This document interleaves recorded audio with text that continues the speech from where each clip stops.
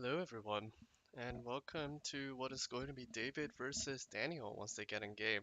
The cast today may be slightly choppy. That's because I'm currently dealing with some work-related issues right now in the background, but hopefully everything works well. Yeah. We might also be missing in-game sound, but no one cares, right? Okay, there's in-game sound. Woohoo. There we go. Perfect. Just waiting for them to get in game now. They're in lobby. We're gonna see Druid, Warlock, and Warrior versus Rogue, Warlock, and Warrior, except I just realized I got the classes the wrong way around. Uh,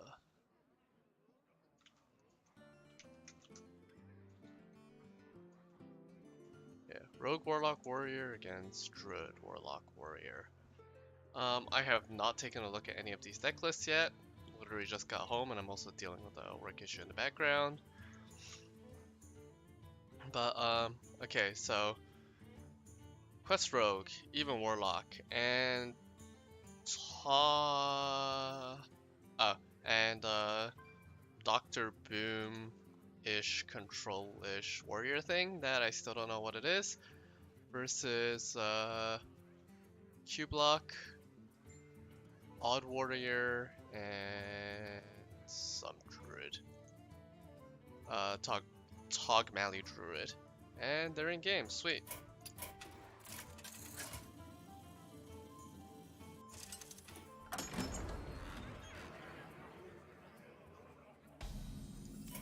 Gonna start with Quest Rogue versus Tog Mally Druid. This is heavily Quest Rogue favored. Going to pull the deck lists up. We got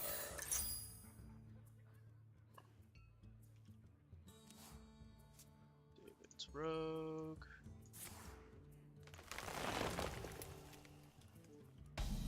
Versus Daniel's Druid. So yeah, Quest Rogue tends to be favored in this matchup because it can put on so much pressure. Druid is a slow deck, but Wild Growth and Nourish is basically the best starting hand you can hope for as Druid. So that's really strong. Never mind, Wild Growth, Nourish. Woo. On the other hand, we see second Novice come out, both Shadow Steps in hand, so it's going to be a lot of Novice Engineers. Which means a lot of Cycle and also at least 4 out of 5 to Quest just in hand right here. If he pulls Zola, Brewmaster, or... yeah, that's about it. Zola or Brewmaster, he can get himself a 5th Novice really fast. He's gonna save the 0 mana Novice, which I believe is correct because it combos with Zola better. I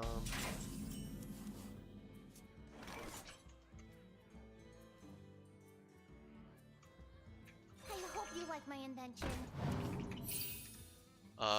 Well, he gets the second Stone Tusk Borer. He's not quite there to, he doesn't have an additional bounce or, like, put Novice in hand effect, so he's not going to play the other Novice, playing it safe, which is absolutely the correct thing to do. On the other hand, Druid is armoring up, drawing cards, UI exists, Dream Petal's going to come out at some point and make either Togger as a Leland cheaper. It's actually a pretty good opener, although I'm not sure it's going to matter against how incredibly strong Quest Rogue is against aggro. I'm expecting to see Wrath to cycle. There's like an odd play that's Wrath for 3, so you don't cycle, so you can play UI, but I'm expecting Wrath for 1. No, it is going to be Wrath for 3, is it? It is going to be Wrath for 3. I like it, clearing up hand space. And he's going to curve in Dream Petal Florist, which is pretty cool here. This is like the least insightful commentary I've ever given. Prep Mimic Pod is a pretty obvious play in my opinion. No, he's just going to Mimic Pod. No prep. Which I don't agree with because now he's at 10 cards. And if he prepped the Mimic Pod, he would have been able to play Minstrel. Instead, now he's probably going to have to throw away the coin for nothing. So that's a little unfortunate. I think maybe a small misplay there, but who knows. I don't play Quest Rogue. Just gonna have to throw out a deckhand and hit face. You never really want to waste a deckhand like that, but whatever. We're probably gonna see either Dream Pedal or Double Swipe. It's gonna be Dream Pedal. Not a huge surprise there. He's gonna bring Tog down to 1, which means combo's ready. On the other side, I'm expecting to see either something into Minstrel. It's gonna be Boar.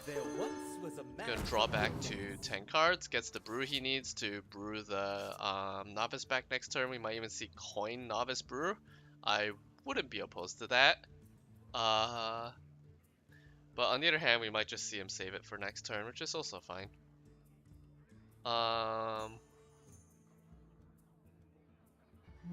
Yeah.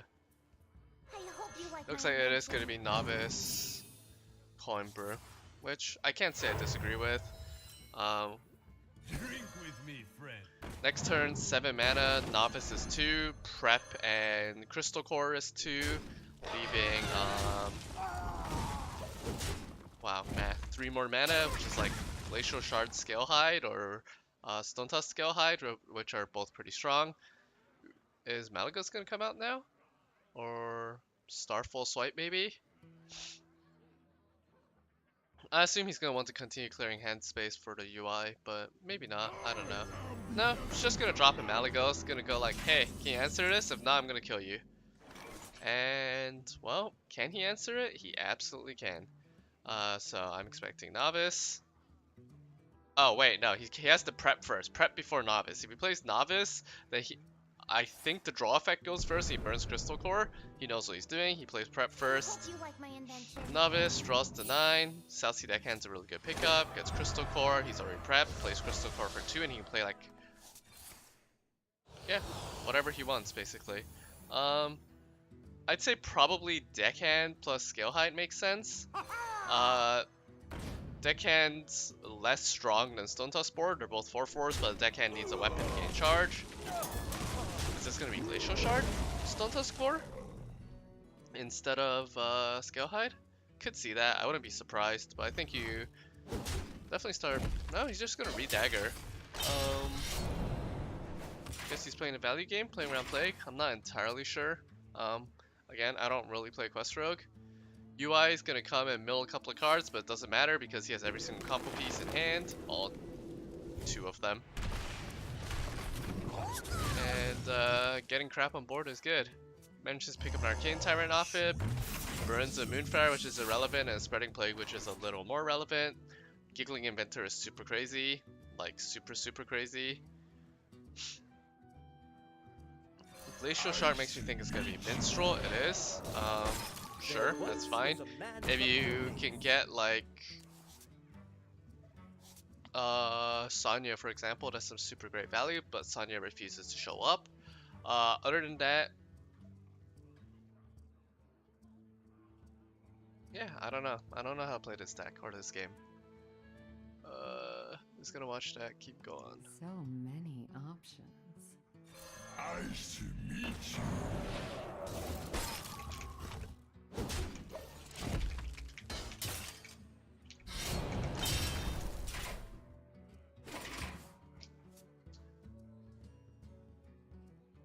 Sorry, I'm partially distracted dealing with some issues in the background. Work related.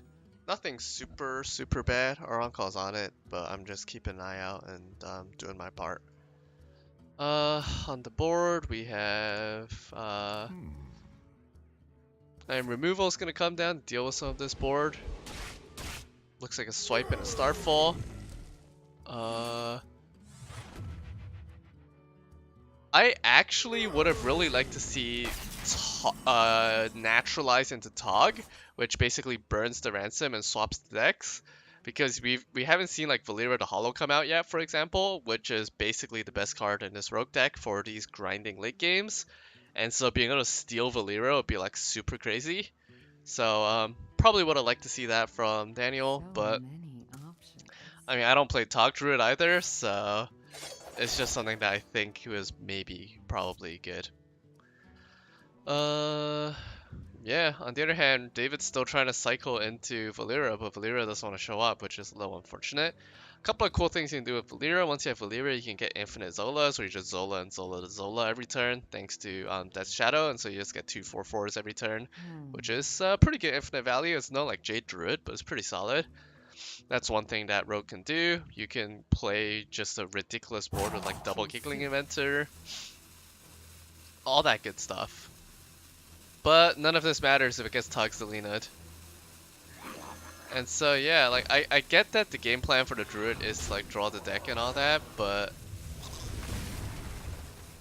I guess that there is the risk where if you not innervate, naturalize, you might just help the Druid draw into Valera. It's a 1 in 3 chance.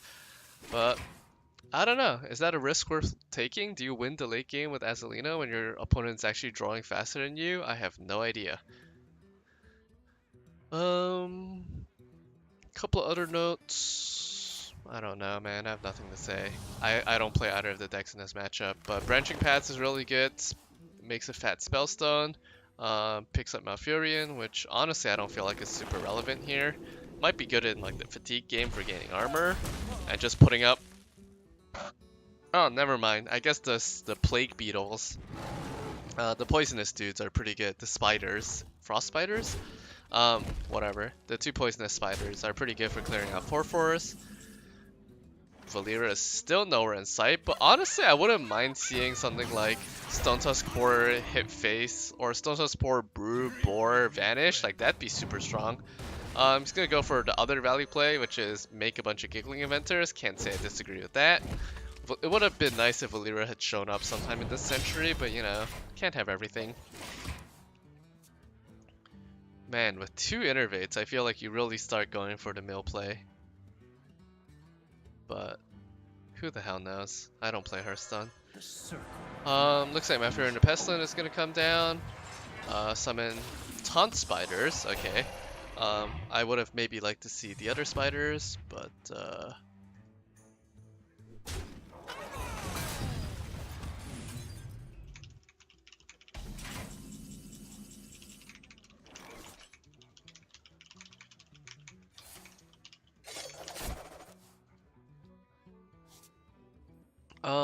Fan pulls Sonya. Sonya's great, but Sonya's no Valera. Yeah, I don't know. It's sort of awkward. So many options. Looks like Scale High is gonna come down just a mid-sized body. Board to follow. Yep. And it's gonna be a prep vanish. It is gonna be a prep vanish. I do like this. Ish. It does have the slight downfall of, again, he's got a really full hand, and so these naturalizes could potentially mill things, but there's also nothing to naturalize on the board right now. It's sort of hilarious that the Rogue is going into Fatigue faster than Druid is, when the Druid's entire game plan is to get into Fatigue then swap decks, but you know. What can you do? Nourish to draw maybe? You could Nourish to draw, Branching Paths to draw, that'll finally get you through the deck. Dude, you don't even need a branching anymore, you can just Ferocious Howl. Floop as a 3/3. Okay, he's just gonna go for the naturalized play now. Burn 2 cards. And one of them is Valera. Rip Valera, rip Giggling. That's huge. That is enormous. So, there's no more going infinite here. There's just whatever is left on board. Tog is basically unplayable, but you can just naturalize crap, which is gonna do a lot of fatigue damage. And on the other hand, David's just like, well, shit, I can't go infinite with Valera. I can't get huge value with Valera. I'm just gonna have to make as many Gigglings as possible. Spreading play is gonna definitely slow that play down some. Although, there's some potential Vanish shenanigans to go on.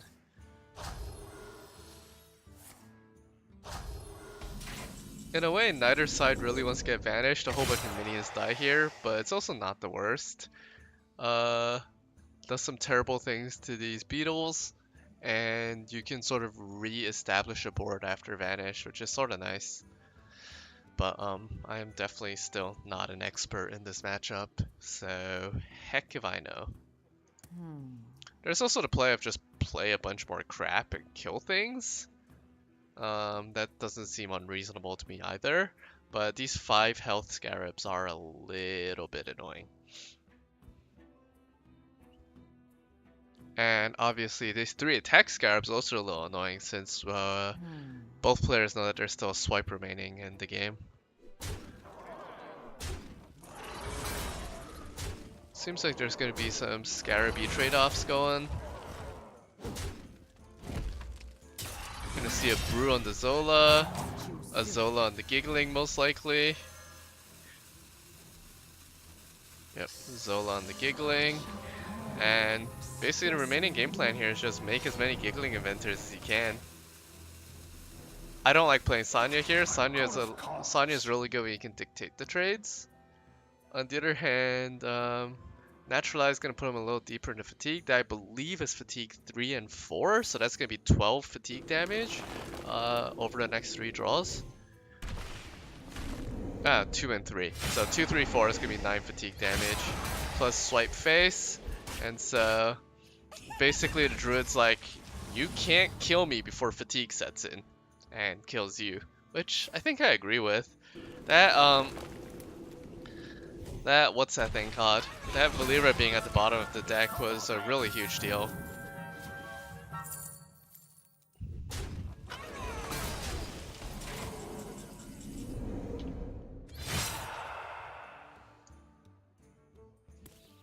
Scale Hide's gonna be able to gain some health. We still have more Gigglings. At this point, you've seen both Spreading Plagues, so like, Come, try your luck. there's basically, oh god, how do I survive this turn, and how do I make as many Scale Hides as possible to keep surviving. And he has quite a few ways to make Scale Hides. You trade there, you Zola up. You can get another Brew. Like this is still anybody's game. It's a lot of health gain. You get another Scale Hide from the Sonya. You play the Scale Hide. You heal even more. Oh my gosh, this is amazing. Sonya's Shadow Dancer is such an absurdly good card. I would have actually maybe maybe not. No, your opponent isn't really gonna play minions. On the other side, I expect to see Azalina come down. You know that there's a bunch of Giggling Inventors to copy. Your hand is basically worthless at this point. And, I mean, you just want to wall long enough for Fatigue to win you the game. It's probably calculating damage with UI, but UI does not do it. It's going to be Fatigue 2, 3, 4. It's going to be Fatigue 5. So it's still 5 damage off lethal.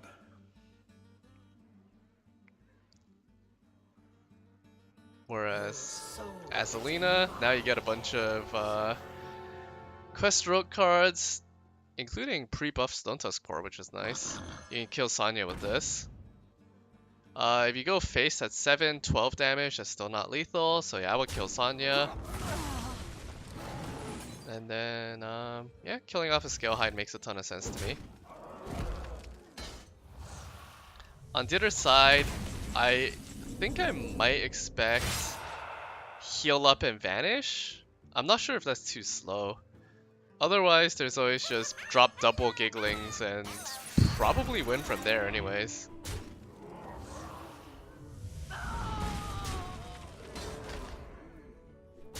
Let's see. I would Stone Tusk Boar here too, for sure.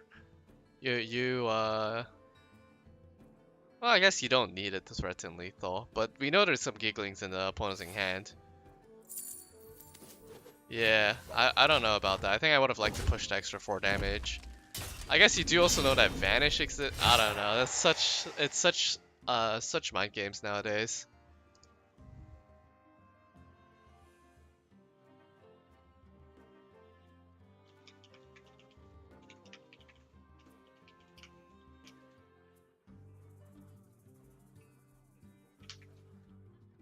My thoughts are plagued. But man, 4/4 Gigglings sadly don't spawn 4/4 Neutrons for the Druid. I sincerely expect to see a... Actually, do I expect to see a Vanish? Maybe not. You can't really get through even with Vanish, can you? I think Druid's dead. Um,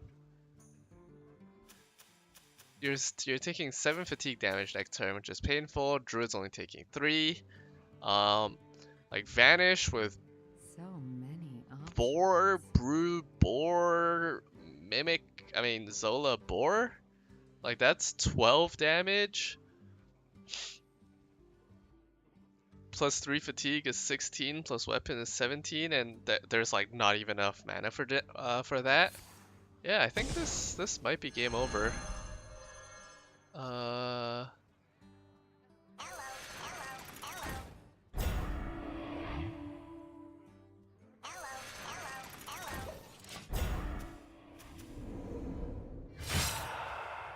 I would have played the scale high. Now if the druid does literally nothing, you have no way of gaining health. You're taking 7 fatigue damage next turn, which I guess is not the literal worst.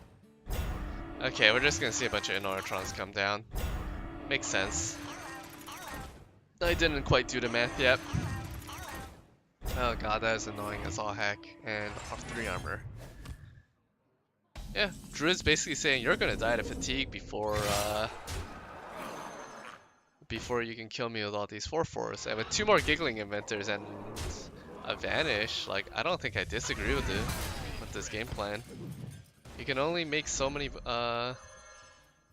vicious scale hides. That Azalina really came in big. Especially, I could be wrong, but I want to say this was helped out by the Azalina change like a month or 2 ago, or a few months ago now, which basically made copied minions made copied minions retain buffs, which is what gave him the 4/4 Stone Tusk Boar, which let him clear out the Sanya. So like, yeah.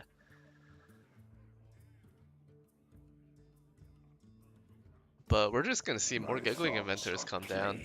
What are you gonna do against 4 more Annoyatrons when you're dying in 2 turns to fatigue? Well, it's not exactly 2 turns to fatigue. You can still heal a little more with Scale Hides. He gets to heal 8 health this turn. Okay, he is correctly hitting off the Divine Shield first. If you hit into a Divine Shield, you don't actually lifesteal. So of the annoying nuances that you always forget about until that one time you lose because of it, and then you never forget about it again. But 13 health plus 7, which is what he's going to be able to heal next turn, taking 9 plus 10 fatigue. He's still alive. But this is such a struggle. Wait a second. Rogue's taking 9 fatigue next turn. Vanish and Hero Power Face is lethal. Yep, Rogue is taking 9 fatigue next turn. We'll see if he sees the play. But Vanish and Hero Power Face is lethal.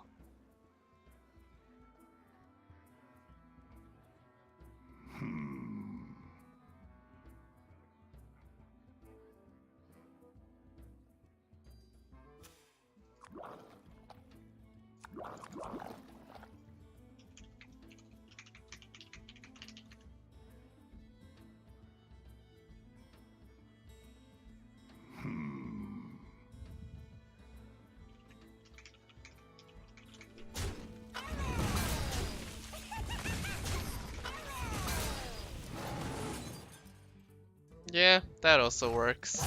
Death is eternal. Wait. Not if you do that, though. I mean, I think you still have to win, but you made it a little unnecessarily close. Yeah, 6 fatigue from the druids, and there's no chargers anymore, so yeah, that's game. Nothing for the scale height to hit into to gain health, and I mean, yeah, that works. That is lethal. Killing off the Stone Tusk Board did it, but could have been a turn faster. All right, we're gonna see end turn, and druid win. Pretty cool game 1.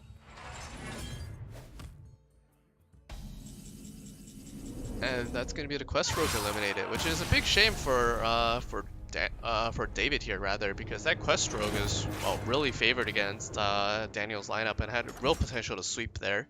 So it's a little unfortunate for him that that Valera burn was totally brutal, but what can you do?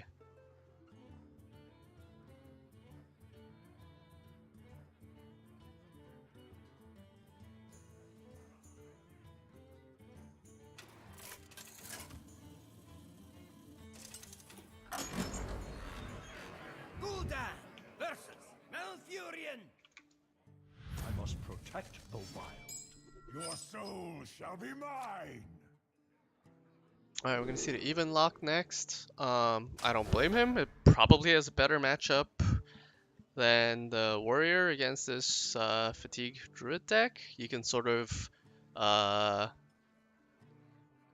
down the druid, although you're also at a risk. Every time you tap, you're basically fighting a delicate balance of not dying to Malagos shenanigans.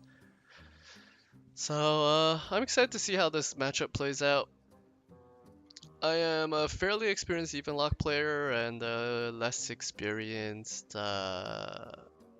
Wait a second, it's Q block. Time waits for no one. That changes things. Q block has this way of doing interesting things with Doom Guards, and also taps itself down a little less hard than even lock does. This time. But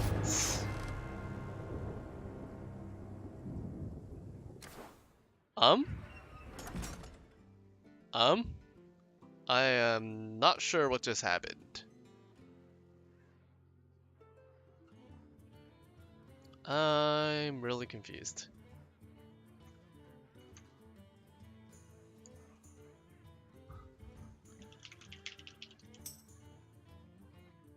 Does he have the wrong deck list or something?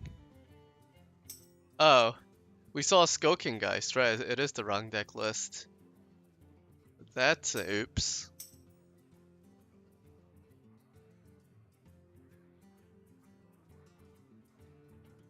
Wait, I'm going crazy. I'm legitimately... Oh, I loaded Daniel's Warlock deck. Yeah, no, it was even lock. I was right. And it didn't have Gen Grey main. Yeah, no, that would definitely that ain't great. So while we're waiting for David to fix his deck, I guess.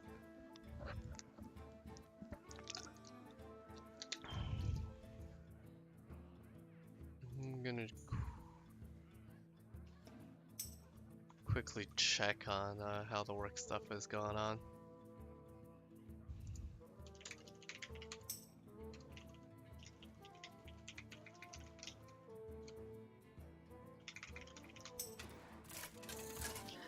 Alright, so there's a lot of confusion going around. I loaded the wrong deck, and then so did David. Everything's good now. Everything's good now. We got even lock versus Tog Mally Druid. Alright. Alright. False alarm. Everything back to normal. Alright, so this game plan here is really easy for even lock. You hard mulligan for Mountain Giant. Keeping Twilight Drake's debatable. And then basically you hope your opponent doesn't draw Naturalize. Naturalize is really good against even locks. You're tapping like a madman. And so basically you're almost always going to burn cards if the Druid naturalizes you. But the very strongest play going first that the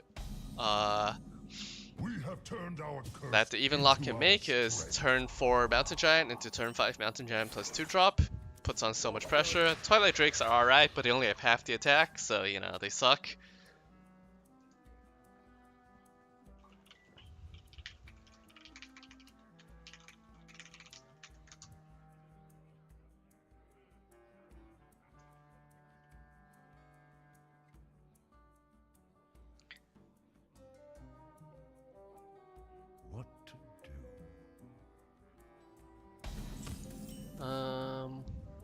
Good old pass, tap again.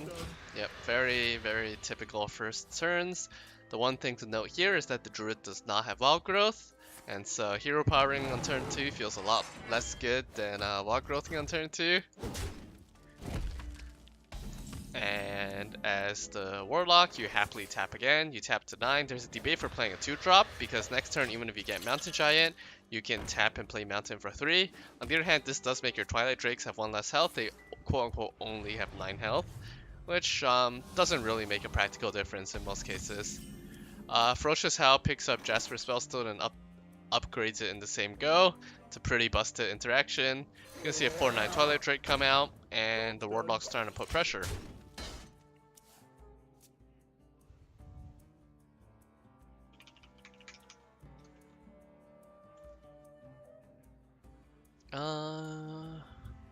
Yeah, some things of note is tech cards. Mossy Horror is in the hand of the Even Lock right now, and Mossy Horror is amazing against Druid. It's good against the non-existent in this deck Giggling Inventors, but it's good against the Gigglings running a lot of Druid decks.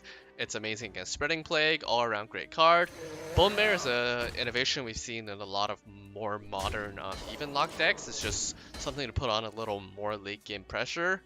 As well, sometimes you just gotta make a big taunt, and that's alright.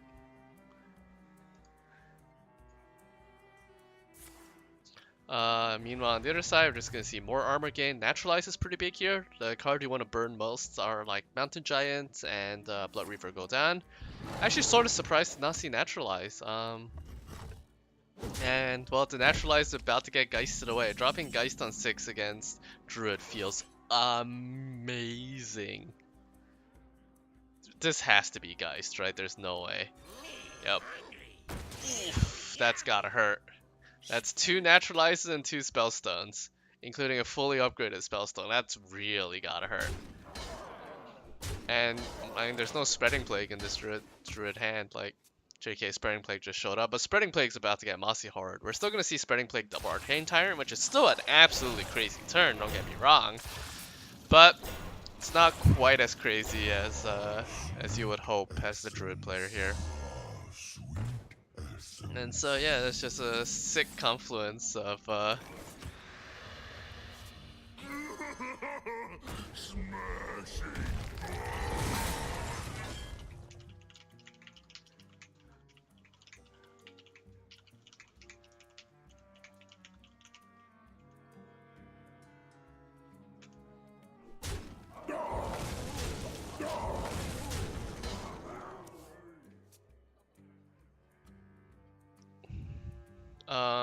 yeah, I mean that's pretty brutal. I'm just explaining in chat about the minor deck snafu. On the other hand, we're gonna see Malfurion come out. Malfurion's cool. Can't say anything bad about Malfurion. He's gonna put up some Scarabs to taunt it up. But these Scarabs are gonna die pretty hard. I'm expecting like Bone Mare most likely. Bone Mare makes a ton of sense.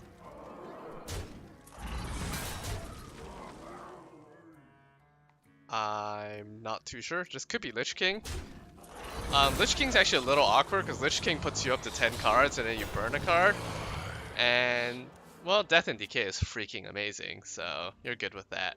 And in fairness, there's not that many cards you care about burning anymore. Like, you have Bone Mare in hand, you have Gul'dan in hand. Like, sure, you could burn like a Mountain Giant or Dread Inferno or something. It'll, like, sort of suck, but, I mean, you have everything you really need to win the game in your hand. That being said, our Druid player is at 50 health. So that's still sort of dumb.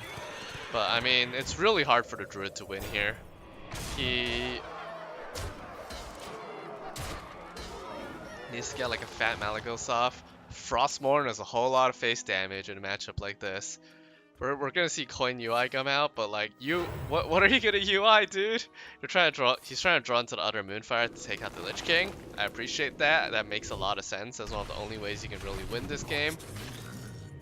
He does get the second Moonfire, which is good. He can also play his Floop as a 3/4 Arcane Giant if he chooses to, although I somewhat doubt that's happening. He's most likely saving it for the Malagos instead. Yep. But Frostmourne is going to have a field day, get a ton of value. One thing to watch out for is that the Warlock is now at a measly 17 health, which is actually a little vulnerable to, well, dying. That being said, there's not a lot of burn left in this Druid deck. Both Moonfires have been used and one swipe was used, so all there is left is the second swipe. And so the peak damage potential is actually only 9 damage if you don't let him get something ridiculous like double Malagos. Which is possible. Florist can get you double Malagos, but he's also got to be concerned. He's facing down 1823 damage on board.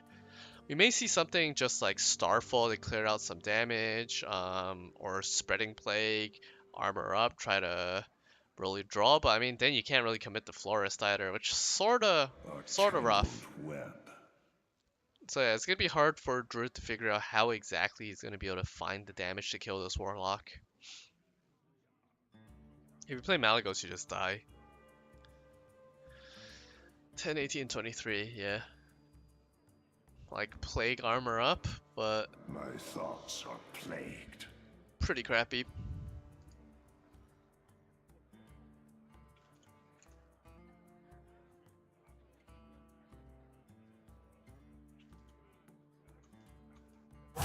Death is eternal.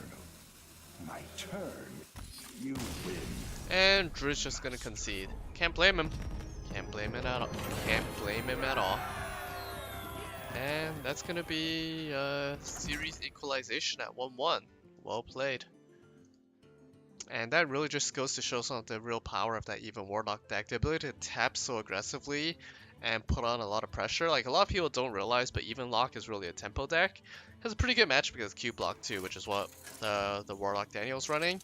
I believe it has a pretty solid match against Odd Warrior too. We are gonna see the Q Block come out. In the Warlock versus Warlock, sort of feels like an inferior Warlock sometimes. Wait, is this Q Block? Let me load this. Never mind, it's not Q Block, it's Control Lock. Control Lock has a couple more fun tech options, Sack Pact, BGH, to deal with the Evil Warlock matchup, as well as just, you know, a crap load of control options. Couple things to note: only one PGH, only one Siphon Soul, only one Twisting Nether, and only one Void Lord, which is very interesting to me. Also, no Skull of the Minari. So this is I want to say this is a more anti-aggro slant on the Control Lock, and so we'll see how it matches up here, given that it can't get as crushing value swings as We have turned our curse into our strength. as the alternative.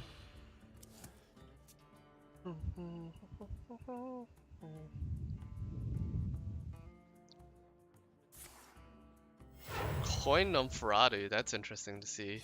Which means it's probably gonna be followed up by another Nomfradu. Burning Gen, yeah, even Lock doesn't care. Things that you want to burn are Mountain Giants and Godan. Yep, burn two pretty meaningless cards. That actually makes the Even Lock happy because it gets him closer to drawing, you know, the real good cards in this matchup. And that is one of the problems with Nomfradu. Basically, unless you burn a core combo piece, or really unless you get into fatigue, there's no real like statistical advantage to burning the top card of their deck. Because we can just pretend that the top card of their deck was the bottom card of their deck.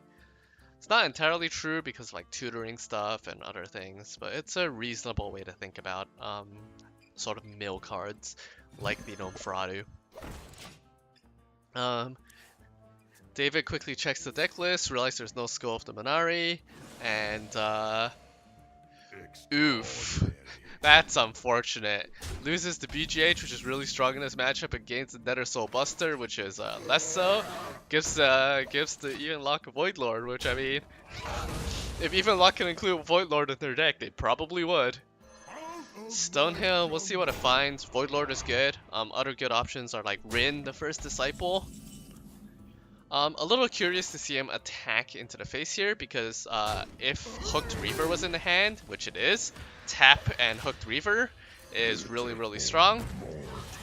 And we see that there isn't the Sack Pack to counter that play, or to punish that play. Tap Nether Soul Buster, 3 mana 3/5 is like not the worst, but nope, we're just gonna cycle more. Probably hoping to draw Sack Pack. Sack Pack is not here, but he does get to upgrade both Spellstones, which is pretty good. And he's gonna set up for Spellstoning the Hooked Reaver next turn, it looks like. But yeah, Honestly, I don't think you care that much if you're an even lock. You definitely saved the Mossy Horror for Giggling Inventor, but Dread Infernal's a perfectly good drop here. Dread Infernal and slam 11 damage to face. Why not? Almost a no-brainer, honestly. I'm not entirely sure what he's thinking of. There may be a play that involves Vulgar Homunculus just to upgrade your spellstones for a future turn. But honestly, Dread Infernal go face just feels so clean. And it upgrades the spellstones anyways. On the other side, yeah, suddenly there's a really scary board state to be facing down. Like, it's gonna draw, it's gonna find a Giggling, but the Giggling's a trap. If he plays Giggling, he loses on the spot to Mossy Horror. Looks like he's not gonna fall for it. He's gonna Spellstone and remove 6 damage from the board, and also heal up 7. He's at 19 health, facing down 11 on board, which is still reasonably safe. But on the other side, now is probably when I expect to see like Vulgar Homunculus come down. Something just like Vulgar and Sun Fury and go face. Like, sure, it's not or Vulgar and Spellbreaker and go face. I think he saves Spellbreaker for Void Lord. Then again, Void Lord is a couple of turns away. Whatever. Vulgar, something, go face. Set up lethal through Giggling Inventor because you have Mossy Horror. Like, yeah.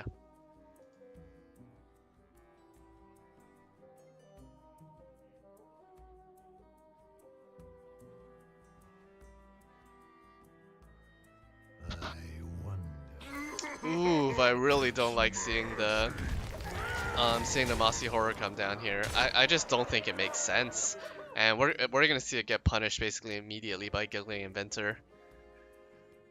Like open deck list, he sees that this is in fact the only Mossy Horror in the Warlock deck, and so he can Giggling without fear. Well, okay, there's some fear, right? Like you die to Defile. But what's the other play? Like Doomsayer Spellstone? Could do Doomsayer Spellstone. You heal up to 15, you take out the 7 attack minion. Like, it's not an unreasonable play. But, and he's gonna Doomsayer Spellstone. Actually, thinking about it, Giggling Inventor actually loses, right? Because, you can silence one and Spellstone the other. Yeah, Giggling Inventor actually would have lost, so never mind. I'm spelling Doom and Gloom for no reason. Vulgar and Spellstone makes a ton of sense here. Lets you keep pushing face damage. There's also Twilight Drake and Spellbreaker, or Twilight Drake and Spellstone as other reasonable options. Looks like it's gonna be Drake and the Spellstone. Can't say I disagree with this. This is a really tough board to clear by anything that's not Twisting Nether. And so, yeah, this is fine. Probably gonna see the Giggling come down now, and there's no longer lethal through Giggling. And 1-5 Nether Soul Buster is pretty funny. Ooh, Defile. That's 1-off lethal, I believe. If you Spellstone Defile, yeah, that's 1-off lethal. I don't believe there's a way to get extra 1 point of damage. You can try to tap. There are things you can tap into that will get you lethal, I believe. Yeah, Dread Infernal. No, he only has 1 Dread Infernal. He's already played it. Hellfire would have gotten you lethal. So I still want to see that tap. Does not find Hellfire, but Defile does what Defile does. And it's going to put his opponent back on 3 HP. And we see that there is Spellbreaker to get through Void Lord. We can even see Vulgar and Hooked Reaver to threaten some damage, although I'm not a huge fan of this, just because a possibility of getting a little wrecked by Twisting Nether, and Twisting Nether does show up basically as only out. I don't like seeing Void Lord. I mean, it's not like I would understand Void Lord, but Void Lord's sort of scary when your opponent has Spellbreaker. You lose to Hellfire either way, but with Nether, at least you don't lose to Spellbreaker. Either way, I feel like David has this matchup under control. Like, I don't really see a way for him to lose this game unless something like Nether happens and then Daniel gets exactly Blood Reaver go down next turn. Something like that. Nether does come down, but Hellfire off the top is lethal. GG. And Sort of expected. Even Warlock definitely feels favored in this matchup, and it's gonna be 2-1 series lead to David. And it's all gonna be down to the Odd Warrior for Daniel. That is the wrong warrior. That is also the wrong deck. There we go. Odd Warrior. Odd Warrior standard. Gul'dan versus Garrosh. Victory or death! Your soul shall be mine!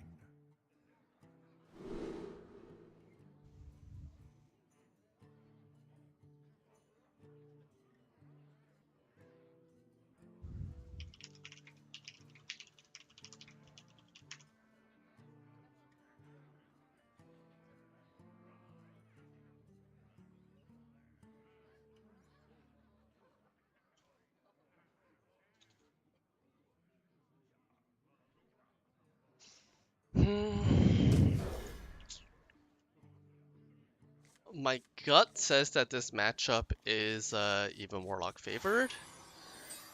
That makes sense to me. Just gonna quickly double check my assumptions. No, this is apparently Odd Warrior favored. The more you know.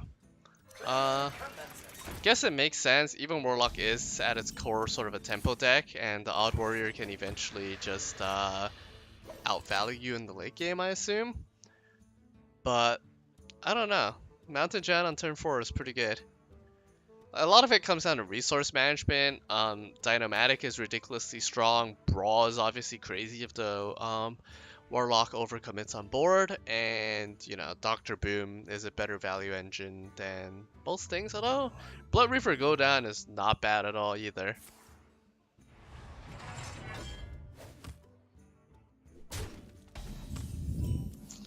Yeah, Low Eternium Rover is a fantastic card. But speaking of fantastic cards, you know what's fantastic? A 3-mana 8/8. Oh yeah. Out of my jungle! Expecting to see Dire Horn Hatchling as like the value option. I see it very often. It's gonna be Tar Creeper. Don't disagree with that. 3/5 Tom for 3 is always pretty good. Other side, this is gonna be a no-brainer Mountain Giant. This is the opening that every even lock wants every game. Mountain Giant is ridiculously good in this deck, and yeah. On the other side, not any fantastic plays. Just gonna be the Tar Creeper. Can't say no to that.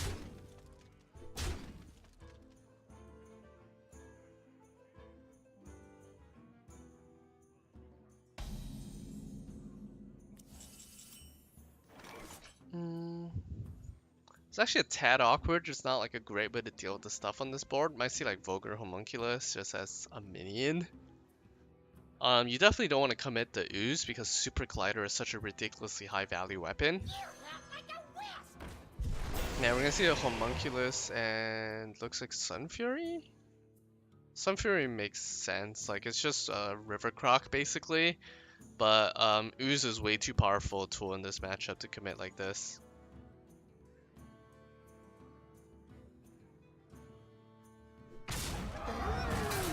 I think I might also be okay with just seeing nothing. Like, it's not the worst idea. I think you definitely don't Demonic Project. Shields up.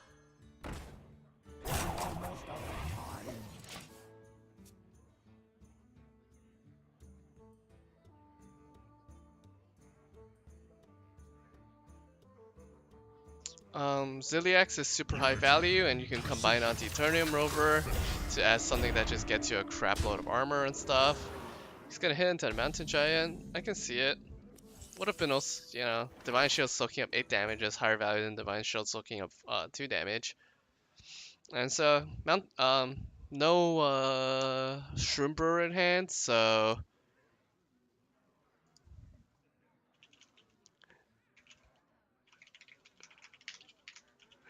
I wonder.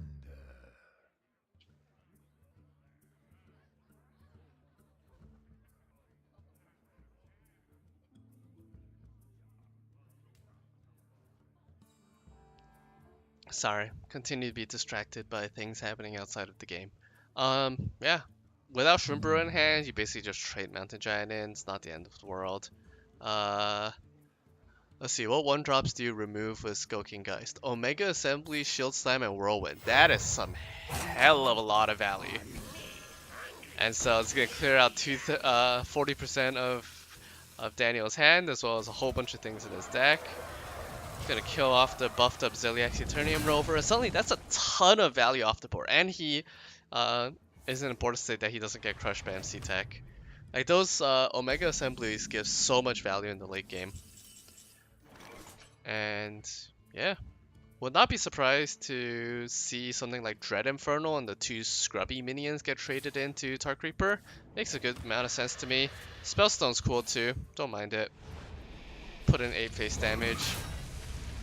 Soon, you'll get the Warrior back under 30 health. Let's see. Yeah, at least it's gonna come down basically immediately. Dynamatic is not the worst thing ever, but it's unlikely that its 5 shots is gonna kill anything, and so at least is a good minion. Fights for board. Again, I'd still like to see Dread Inferno and the two scrubby minions get traded in. Continue to play around MC Tech. Feel strong. Like, what else are you gonna use the scrub minions for? You know that there is no execute in his deck. You've burned his best single target removal and Shield Slam. You basically just gotta make sure you don't get broad and you don't get wrecked by like MC Tech. Reckless Flurry does not quite do it here. Dynamatic's not bad. Wouldn't mind just seeing Dynamatic. Wow! I would emote wow if I could, but that is a 1 in 32 chance right there. Well, I guess you trade the Dread Infernal in now that it's on death's door. Trade the Dread Infernal in, Bone Mare to Skulking Geist. Like, I like that play.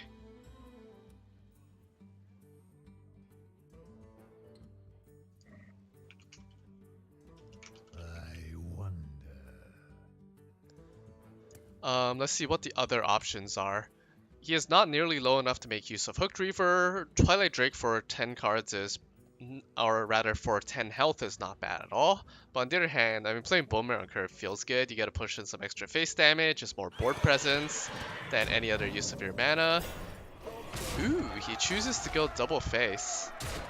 I don't disapprove of that. Yeah, I don't disapprove of that. Geist is gonna get silenced, and so, man, Reckless Flurry continues to be a little awkward. He's probably still gonna do it. Oh, maybe not. It clears out 2 minions basically, and his own owl. Okay, he is still gonna go for the Reckless Flurry. There's too much attack power on board to leave alive. But I mean, you're not unhappy to see Reckless Flurry used like that. Drawing Godan is actually great. It makes you much less unhappy about committing Lich King. You're gonna have the same problem where Lich King puts you at 10 cards and you're gonna burn your next card. But honestly, who cares? You have Godan. He's your value engine. Like, the only thing you're gonna burn is like a Mounted Giant, I guess. But no, I'm fine with this too. Like, Hooked Reaver as a 4/4 feels sort of awkward, but whatever, it's gonna get rezzed by Godan. And you're putting more pressure on board. If you attack here, you put him at 17 health. With 12 damage on board, you are not quite threatening lethal, even with Hellfire. Double Hellfire gets closer if your opponent for some reason doesn't armor up. For example, he's putting up like a Baku the Moon Eater. But we'll see. Second Reckless Flurry exists, but I mean, you don't feel bad about that. Tank up Reckless Flurry, like he has like 5 mana, he plays a Gluttonous Ooze, I guess, and you just drop Godan. Yay. Good job Reckless Flurrying. If we see Baku come out, double Hellfire wins the game. And there's a non-zero chance that happens. 2 and 13. Twilight Drake. You can tap, you can Lich King, you can Godan. I sort of like tapping here when you're so close to lethal. It's probably not the best play. Like, you could just grind out and win, but... Ooh, if you're gonna go down, I'm actually a fan of trading in the minions first. I guess it doesn't matter too much. Okay, he is gonna go for a Godan. No, Lich King. Totally fine with Lich King too. Yeah. Doesn't tap, gets death and decay. Man, that's some solid Lich King luck. And on the other side, no good way of dealing with these minions. Like, what are you gonna do? Tank up, play a tempo 3/3 and tempo 2/2? Double tempo 3/3s? Oof. Gonna play triple tempo 3 drops, and that's just gonna be death to Hellfire, or death and decay, or just a concede. And that's GG. 3-1 series win. Congratulations to David. And yeah, that's gonna be the series. I'm gonna go back to debugging whatever the heck is wrong with my project. Thanks for watching, everyone. Hope you enjoyed the stream. And I'll catch y'all later.